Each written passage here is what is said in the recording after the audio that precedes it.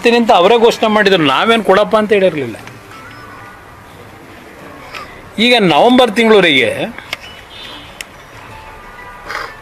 12,000 ಕೋಟಿ ಕೊಟ್ಟವರಂತೆ. ಅದು ಕೊಟ್ಟಿಲ್ಲ ದುಡ್ಡನ್ನ, ಅದೆಲ್ಲ ಅಲ್ಲಲ್ಲೇ ಅಡ್ಜಸ್ಟ್ಮೆಂಟ್ ಮಾಡ್ಕೋತಾರಲ್ಲ.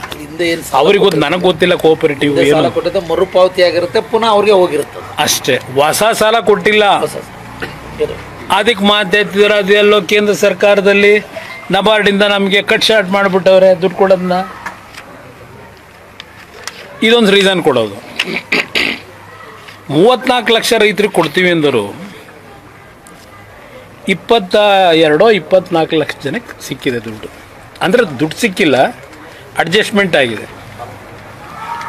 ಅವ್ರು ಕೋಆಪರೇಟಿವ್ ಅವ್ರು ಹೇಳಬೇಕು ಅದೆಲ್ಲ ಏನೇನಾಗಿದೆ. ಬಹುಶಃ ನಾನು 2 ಬಾರಿ ರಾಜ್ಯದಲ್ಲಿ 2006, 2007, 2018 ಆ ರೈತ ಮಾಡಿದಂಥ ಸಾಲ ಮನ್ನಾ ಮಾಡಿ ಕೋಆಪರೇಟಿವ್ ಬ್ಯಾಂಕ್ಗಳಿಗೆ, TCC ಬ್ಯಾಂಕ್ಗಳಿಗೆ ರೈತನಿಗೆ 1 ಲಕ್ಷ ರೂಪಾಯಿ ಸಾಲ ಮನ್ನಾ ಮಾಡಿದೆ. ಮಾಡಿದ್ರಿಂದ 13 ಬ್ಯಾಂಕ್ಗಳು ಈ ಬ್ಯಾಂಕ್ಗಳು ಉಳಿದೋ ಅವತ್ತು ನಾನು ಕೊಟ್ಟಿದ್ರಿಂದ. ಅವ್ರಿಗೆ ಕೊಟ್ಟೆ ಅಂತೇಳಿ ಸರ್ಕಾರ ಖಜಾನೆ ಖಾಲಿ ಆಯಿತು ಅಂತ ಹೇಳಿಲ್ಲ ಇವ್ರ ಥರ. ಒಂದೊಂದು MLA ಕ್ಷೇತ್ರಕ್ಕೆ ಎಷ್ಟೆಷ್ಟು ಕೋಟಿ ದುಡ್ಡು ಕೊಟ್ಟಿದ್ದೀವಿ ಅನ್ನೋದನ್ನ ಅಂಕಿಅಂಶ ಹೇಳ್ಬೇಕು. ಅವರು ಸಿದ್ದರಾಮಯ್ಯ ಶ್ವೇತಪತ್ರ ಹೊರಡಿಸ್ಲಿ. ಇನ್ನೇನು ಬಜೆಟ್ ಮಂಡನೆ ಮಾಡ್ತಾರೆ. ಬಹುಶಃ ಹೋದ ವರ್ಷ 4,09,000 ಕೋಟಿ ಏನೋ ಮಾಡಿರಬೇಕು ಬಜೆಟು. ಈ ವರ್ಷ 4,70,000 ಕೋಟಿಗೆ ಹೋಯ್ತಾರಂತೆ. ಸಾಲ ಎಷ್ಟಕ್ಕೆ ಹೋಗ್ಬೋದು? 785 ಏನೋ ಇದೆ. ಹತ್ತಿರ 8.5, 9, 10 ರೀಚ್ ಮಾಡ್ತಾರೆ ಸಿದ್ದರಾಮಯ್ಯನವರು. ಸಾಲ ಮಾಡಬಾರ್ದು ಅಂತ ಯಾರು ಹೇಳ್ತಾರೆ? ಕೇಂದ್ರ ಸರ್ಕಾರ ಸಾಲ ಮಾಡಿಲ್ವಾ? ಕೇಂದ್ರ ಸರ್ಕಾರ ಸಾಲ ಮಾಡಿದರೆ ಸುಮಾರು 11 ಲಕ್ಷ ಕೋಟಿ ಕ್ಯಾಪಿಟಲ್ ಅಸೆಟ್ಗೆ ಸಾಲ ಮಾಡಿದ್ರೆ ಕೇಂದ್ರ ಸರ್ಕಾರ. ನೀವು ಸಾಲ ಮಾಡಿ ಎಷ್ಟು ಕ್ಯಾಪಿಟಲ್ನ ಅಸೆಟ್ನ ಕ್ರಿಯೇಟ್ ಮಾಡಿದ್ದೀರಿ ಕರ್ನಾಟಕದಲ್ಲಿ? ಅದೇನೋ ಭದ್ರಾ ಮೇಲ್ದಂಡಕ್ಕೆ ದುಡ್ಡು ಕೊಡಲಿಲ್ಲ, ಅದೇನೋ ಪೆರಿಫೆರಲ್ ರಿಂಗ್ ರೋಡಿಗೆ ದುಡ್ಡು ಕೊಡಲಿಲ್ಲ. ಯಾತಿಗೆ ಕೊಡ್ತಾ ಇಲ್ಲ ನಿಮಗೆ? ಕೇಂದ್ರ ಸರ್ಕಾರದಿಂದ ಕೊಡ್ತಕ್ಕಂಥ ಹಲವಾರು ಯೋಜನೆಗಳಿಗೆ ನಿಮ್ಮಲ್ಲಿ ಶಿಸ್ತುಬದ್ಧವಾದಂಥ ಗುಣಾತ್ಮಕವಂಥ ಕೆಲಸಗಳು ಮಾಡಿಲ್ಲ. ಈಗ ನಿಮ್ಮ ಜಲ ಮಿಷನ್ನೇ ಕೇಂದ್ರ ಸರ್ಕಾರದಿಂದ 11,000 ಕೋಟಿ ಕಟ್ಟಾಗಿದೆ. ಈಗ 11-13 ಕಟ್ಟಾಗಿದೆ. ಯಾಕೆ ಕಟ್ ಮಾಡಿದ್ದೀವಿ ಅಂತ ಕೇಂದ್ರ ಸರ್ಕಾರದಲ್ಲಿ ನೀರಾವರಿ ಸಚಿವರು ಪಾರ್ಲಿಮೆಂಟ್ನಲ್ಲೇ ಹೇಳೋರೆ.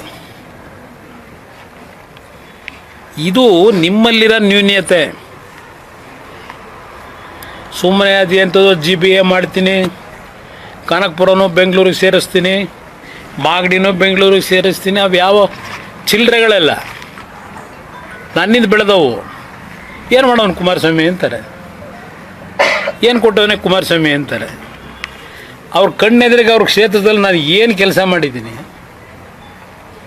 ಕಣ್ಣೆದುರಿಗಿದೆ ಜನಗಳ ಹತ್ರ. ನನಗೇನು ಅದ್ರ ಬಗ್ಗೆ ಅವರಿಂದ ಯಾರಿಂದಲೂ ಸರ್ಟಿಫಿಕೇಟು ಬೇಕಿಲ್ಲ ನನಗೆ. ಬಿಡೋದು ಜನ ಇದ್ದಾರೆ, ಅವ್ರು ಕೊಟ್ಕೊತಾರೆ ಮುಂದಕ್ಕೆ. ಮಾತೆತ್ತಿದ್ದಾರೆ ಕುಮಾರಸ್ವಾಮಿ ಮಂಡ್ಯ ಜಿಲ್ಲೆಯಲ್ಲಿ ಕಾರ್ಖಾನೆ ತರಲಿಲ್ಲ, ನಮ್ಮ ತಾಲೂಕಲ್ಲಿ 500 ಎಕರೆ ಕೊಡ್ತೀವಿ, ನಮ್ಮ ತಾಲೂಕು ಬಂದರೆ 300 ಕೊಡ್ತೀವಿ. ಈ ಹೇಳಿಕೆ ಮಾಧ್ಯಮಗಳಲ್ಲಿ ಕೊಡ್ತಾವೆ. ಅದು ಹೆಂಗೆ MLA ಕೊಡೋಕ್ಕಾಯ್ತದೆ? ಭೂಮಿನ ಕೊಡೋಕ್ಕಾಯ್ತದಪ್ಪ MLA? ಎಲ್ಲಿಂದ ತಂದು ಕೊಡ್ತಾರೆ? ನಾನು ಮುಖ್ಯಮಂತ್ರಿಗೆ ಪತ್ರ ಬರೆದೆ. ಇವತ್ತು ಕೇಂದ್ರದಲ್ಲಿ ಯಾವ ರೇರ್ ಅರ್ತ್ ಮ್ಯಾಗ್ನೆಟ್ನ ಪ್ರೊಡಕ್ಷನ್ ಮಾಡಲಿಕ್ಕೆ ಚೈನಾಗೆ ಕಾಂಪೀಟ್ ಮಾಡ್ತಾ ಇದ್ದೀವಿ. ಅದು ನನ್ನ ಕಲ್ಪನೆ 2018ರಲ್ಲೇ ಇಟ್ಟಿದ್ದೆ. 9 ಕಡೆ ಇಂಡಸ್ಟ್ರಿಯಲ್ ಕ್ಲಸ್ಟರ್ ಮಾಡಬೇಕು ಅಂತ. ಈ ಜಿಲ್ಲೆನ ಯಾರ್ಯಾರು ನಿರ್ನಾಮ ಮಾಡಿದ್ರು ಅನ್ನೋದನ್ನ ಮುಂದೆ ಹೇಳ್ತೀನಿ, ಈ ಹೇಳಲ್ಲ. ಅಭಿವೃದ್ಧಿ ಅಂತಕ್ಕಂಥದ್ದನ್ನು ಯಾರ್ಯಾರಿಂದ ಈ ಜಿಲ್ಲೆಗೆ ಅನಾಹುತ ಮಾಡಿದ್ರು, ಯಾವ ಪಕ್ಷಗಳು ಮಾಡಿದೆ ಲೂಟಿ ಹೊಡೆಯೋಕ್ಕೋಸ್ಕರ, ಈಗ ನಾನು ಮಾತಾಡೋ ಪರಿಸ್ಥಿತಿಲಿಲ್ಲ. ಹೇಳ್ತೀನಿ, ಅದು ಕಾಲ ಬರುತ್ತೆ.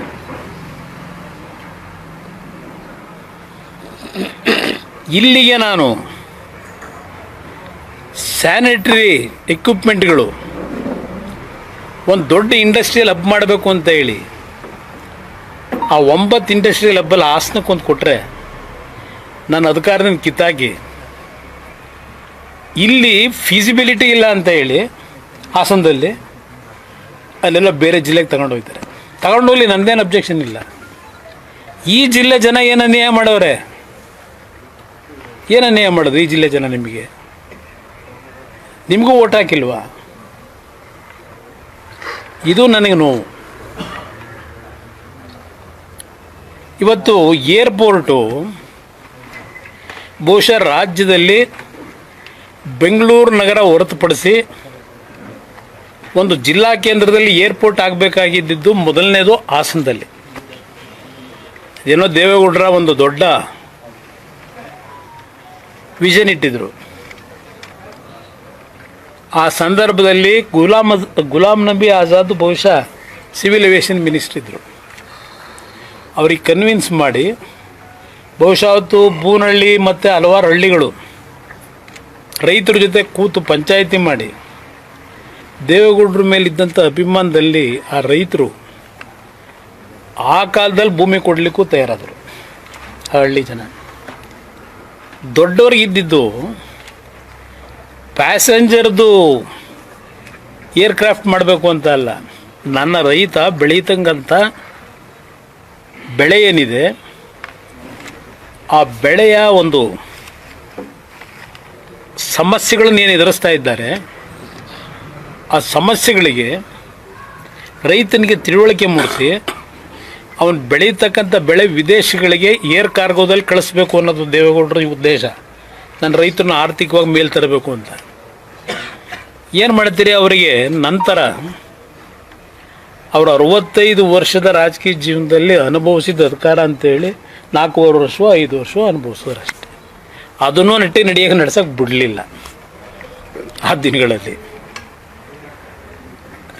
ಇದು ನಡೆದಿರತಕ್ಕಂಥದ್ದು. ಈಗ ಎಲ್ಲ ರೀತಿಯಲ್ಲಿ ರೆಕಮೆಂಡೇಷನ್ನು ಕೈಗಾರಿಕಾ ಇನ್ಫ್ರಾಸ್ಟ್ರಕ್ಚರ್ ಡೆವಲಪ್ಮೆಂಟ್ ಬೋರ್ಡಿಂದ KADBಗೆ ಸುಮಾರು 143 ಕೋಟಿ ಹಣ ಯಾವ್ಯಾವ ಬಾಬ್ತಿಗೆ ಬೇಕಿದೆ ತಕ್ಷಣ ರಿಲೀಸ್ ಆದರೆ ಸಂಪೂರ್ಣಗೊಳಿಸ್ಬೋದು ಅಂತೇಳಿ ಡೀಟೇಲ್ ಮಾಹಿತಿನೂ ಕೊಟ್ಟಿದ್ದಾರೆ. ನಾನು ಬೆಳಗ್ಗೆ ಜಾರ್ಜ್ ಮಾತನಾಡಿದೆ. ಒಂದು ಇದರ ವೈರ್ ಹೋಗಿದೆಯಲ್ಲ, ಎಕ್ಸ್ಟ್ರಾ ನಮ್ಮ ಹೈಟೆನ್ಷನ್ ವೈರು, ದಯವಿಟ್ಟು ಇಮ್ಮಿಡಿಯೇಟಾಗಿ ನೀವು ಹೇಳಿ ವಾರದಲ್ಲಿ ಕೆಲಸ ಶುರು ಮಾಡಿಸಿ ಅಂತ ಮನವಿ ಮಾಡಿದ್ದೀನಿ.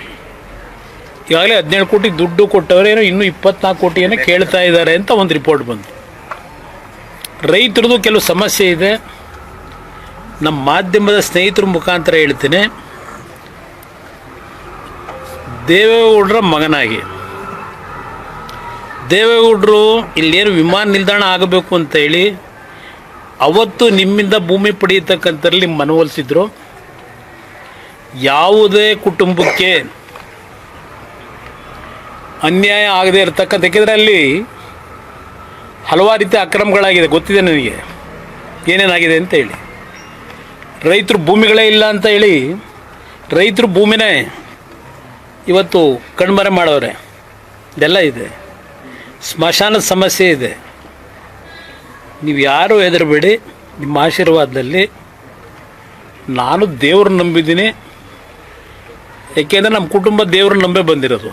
ನಾನು 2 ಬಾರಿ ಮುಖ್ಯಮಂತ್ರಿ ಆದಾಗಲೂ ದಿನ ದೇವಸ್ಥಾನಕ್ಕೆ ಕೂತ್ಕೊಂಡು ರುದ್ರಾಕ್ಷಿ ಮೇಲೆ ಹಾಕೊಂಡು ಪೂಜೆ ಮಾಡಿಲ್ಲ. ದೇವಸ್ಥಾನಕ್ಕೆ ಯಾರಾದ್ರು ಕರ್ಕೊಂಡು ಹೋದರೆ ನಾನು ಇನ್ನು 4 ಜನಕ್ಕೆ ಒಳ್ಳೇದು ಮಾಡಿಸಪ್ಪ ಅಂತ ಹೇಳಿದ್ದೀನಿ. 2 ಬಾರಿ ನಾನು ಮುಖ್ಯಮಂತ್ರಿ ಆಗಿದ್ದು ರಾಜ್ಯದ ಜನ ಮಾಡಿದ್ರೆ ಆ ಭಗವಂತ ನಿಚ್ಚಲ್ಲ ಆದೆ. ಹಾಸನ ಜಿಲ್ಲೆ ಒಂದಕ್ಕಲ್ಲ, ಈ ರಾಜ್ಯಕ್ಕೆ ನಾನು ಕೊಟ್ಟಂಥ ಕೊಡುಗೆ ಇದೆಯಲ್ಲ, ಇತಿಹಾಸ ಅದು. ಇವತ್ತು ಹೇಳಿದ್ದಾರೆ ಕೆಲವರು ಅದು ಕೃಷ್ಣದೇವರಾಯನ ಕಾಲ ಅಂತ. ನನ್ನ ಮುಂದೆ ಹೇಳಿದ್ದಾರೆ ಭಾಳ ಜನ. ಇವತ್ತು